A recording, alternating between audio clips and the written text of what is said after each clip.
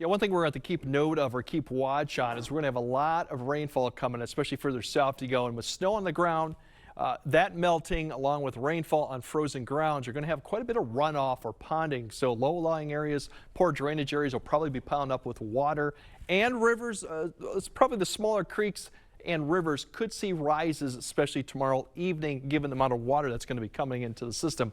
Not expecting ice jam situations too much yet, but still that is one concern. One river is always a concern, usually is the Kickapoo right now, and there is one area that looks to be getting into action stage with the amount of water, and that's near Reedstown too. The other ones are not yet. We could see more of this, and like I said, there's a lot of points in some creeks that we don't have a forecast for, but definitely keep note if you're living near some of these locations that do tend to kind of have poor drainage areas because the amount of rain is going to be pretty excessive. This is a warm system. It's developing all the way down south. We're going to have an interface with this system up the north, but the main moisture is with this one that's developing in eastern Colorado and New Mexico right now, lifting up. So it is warm, and for the majority of the precipitation we get, it's going to be in the form of rain. And really, as you wake up tomorrow morning, should be quiet. We'll have high clouds further south, low clouds lingering to the north, so not in the way of too much sunshine, but there could be a few peaks early on. And then as we go in the afternoon, really, you see some breaks here and there, but eventually afternoon, we'll really start seeing that cloud deck begin to lowering,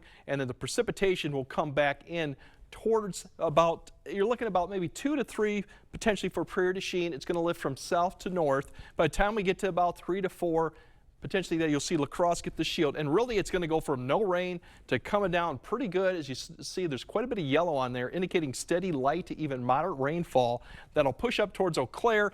Eau Claire will see maybe more light rainfall than actually moderate rainfall, but look at all this yellow sitting right there. That is coming down at a pretty good clip. So basically from about 6 to 8 p.m. we could see some moderate rainfall. Of course, a lot of areas, especially further south and west, you go to La Crosse. Here's that changeover. So by the time we get to about 9, at least Rusk County to some of the areas further to the west, northwest of area like Wabasha up to the northwest of that, could start seeing that transition. That transition will come at some point overnight before it wraps up, and there's still some questions on exactly when that'll happen. But La Crosse, probably closer to about midnight, and then everything wraps up snow-wise by 2 to 3 in the morning. Now look at this precipitation. This is rainfall for the most part. Some of this at the back area is more kind of rain and snow, but we're looking at potential some inch totals here, and even more as you go further in southern Wisconsin. So the good news is we don't have a huge snowpack overhead for the area in this, but still that's quite a bit of rainfall going in. Now snow amounts, it really kind of depends on when this turn goes to snow. Right now,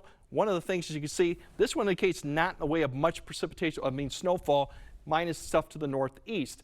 Now, if that transition occurs earlier, which is still a possibility, some of these areas from basically Austin, Minnesota up to Ladysmith, that little area stretching down to maybe Preston, you're in that 1 to 3 wet snow amount. So we'll have to keep track of that. That shouldn't be a road issue going into Friday morning, given our temperatures are going to be at or above freezing. But we could see a little bit more snow than we were expecting. Just depends on when that transition occurs.